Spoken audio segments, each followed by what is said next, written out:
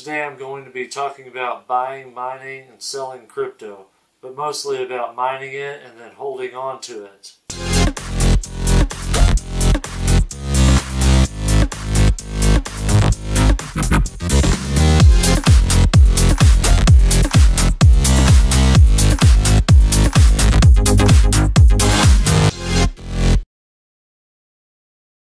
To start off this video, I mined a couple coins back in the gold rush crypto boom of 2017. With a $350 card, you could make $3 a day and the future was looking bright.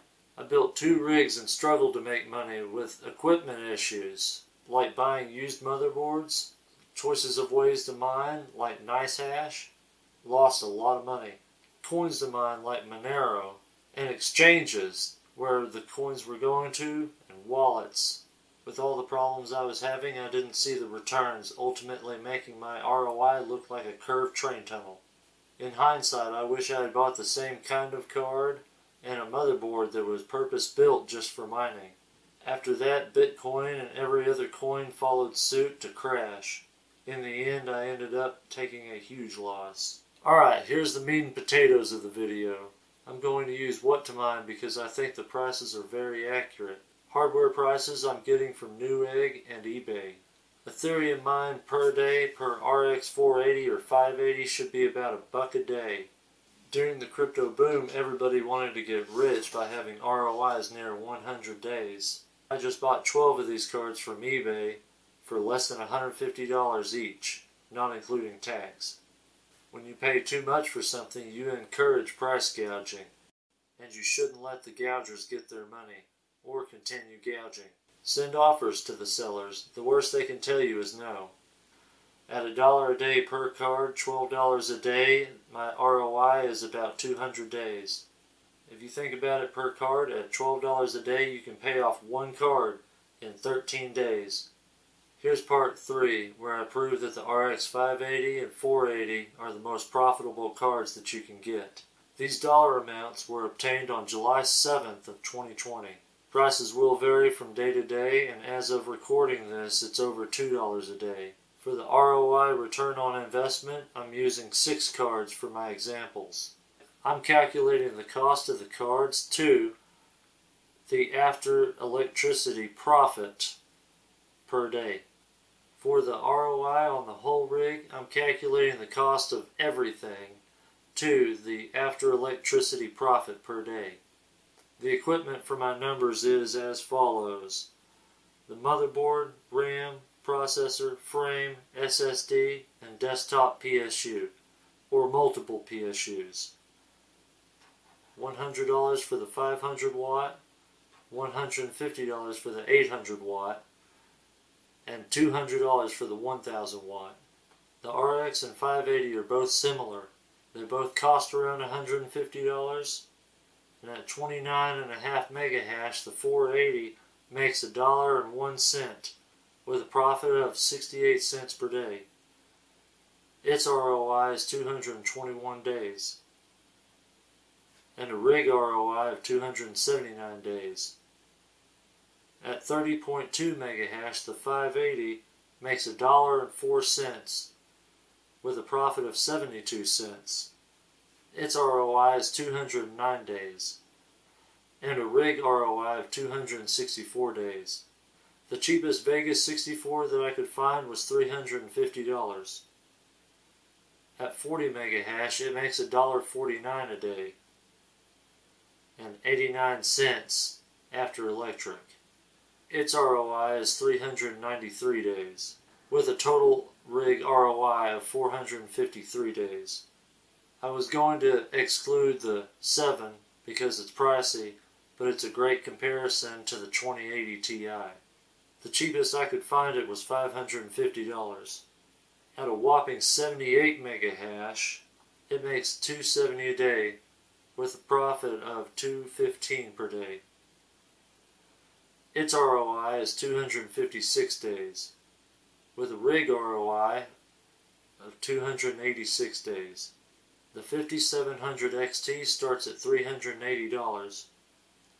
At 51.5 megahash, it makes $1.76 per day, with a profit of $1.40 per day.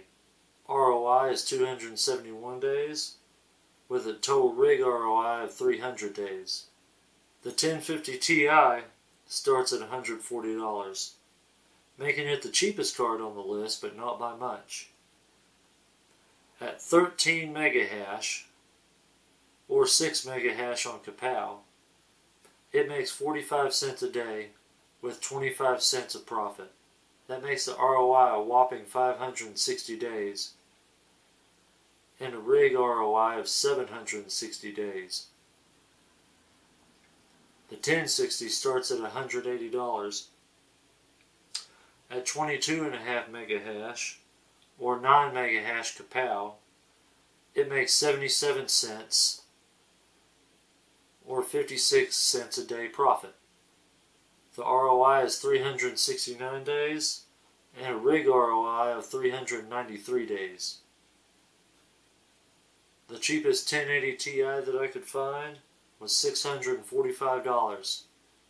At 45 megahash or 21.5 on Kapow, it makes $1.56 per day, or a profit of $1.13.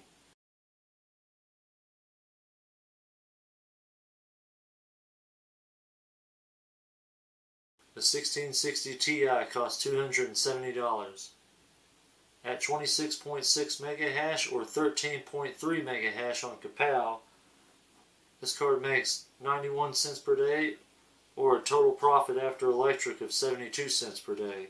Its ROI is 375 days, or a rig ROI of 431 days. The 2060 costs $266 right now. At 28.5 megahash or 18 megahash Kapow, it makes $1.14 a day with a profit of 81 cents per day. Its ROI is 369 days and a total rig ROI of 379 days. The 2080 Ti comes in on number 1 on my list as most expensive. It cost a tremendous $1,150. It makes $237 per day with a profit of $181. The ROI on this card is 635 days with a total rig ROI of 667 days. We're nearing the end. I think this is the conclusion part of the video. Financially, it makes sense to go with the 480 or 580. However, there are some issues. If you want the best hash rate, you have to modify your BIOS. The process is, save your BIOS with GPU-Z, modify your BIOS with Polaris BIOS Editor, and then flash your BIOS onto the card with ATI Flash. Then cross your fingers and hope it works. It's so easy to brick your brand new card that you just got, especially when you're erasing the information that makes it work and then putting information on that you got by modifying it yourself or getting it from a stranger. The second problem is, some of these cards are 4 years old. Be prepared to buy new fans, redo thermal paste, and generally just have to search out for a BIOS that will work. The third problem with these cards is that there's a big silicon lottery depending on the brand, the type, and the year that you have gotten these cards. What to Mine says that the optimal clock speeds are 1150 on the core and 2150 on the memory, with a 0.1 volt undervolt to achieve 30 megahashes. I've personally seen cards that won't get above 26, and I've seen cards that will get 32. Long story short, you may be tuning these cards for a lot longer than you wish to. The fourth problem with these cards are the 4 gigs are everywhere, and they are not supported by EdHash. The DAG file is too large. That makes lesser cards unusable. The fifth problem, and this may be just personal, but they run on the 14 nanometer process and they run hot. Even though these cards are drawing 140 watts or less, and that may save you on electric, it's going to increase your air conditioning bill if you live in a residential house. If you're new to mining, or you just want more profit per card, then I recommend the 5700 XT. It's not the best bang for the buck, but it's a lot easier because you don't have to BIOS mod it. The RX series of GPUs are really for intermediate to experts. In my opinion, now is a better time than ever to start mining cryptocurrency. Instead of trading cryptocurrency, if you mine it and the market goes belly up, you still have the equipment you can sell. If you're mining, buying, or holding on to Ethereum specifically, I recommend holding on to it till after Ethereum 2.0 is official. Right now they're in the testnet of 2.0. You can still mine Ethereum right now, but after the algorithm changes you will no longer be able to mine it. After which time that you can't mine Ethereum any longer, I suspect that it will double or triple in value. The coin is already being staked long term. When you stake your Ethereum, you will no longer be able to touch it for at least a year. In this process, when you stake Ethereum, it automatically burns it, eliminating the circulating supply of coins. Supply and demand dictates with less coins on the market, the ones that still exist will be worth more. Mine low and sell high, that's what I am personally going to do. And then after Ethereum changes its algorithm, I'm still going to mine. By the time Ethereum changes its algorithm, I'm going to know more about what the market's going to do. Investors are saying that Ethereum could hit over $1,000. Investors are saying right now that Bitcoin will parabolically go up in value, which also translates, because Bitcoin is what all other altcoins trade against, it means that all of the other coins will go up in value as well. I have been watching the market and all coins are going up. So what will I do after Ethereum changes its algorithm to proof of stake? I'm going to keep mining.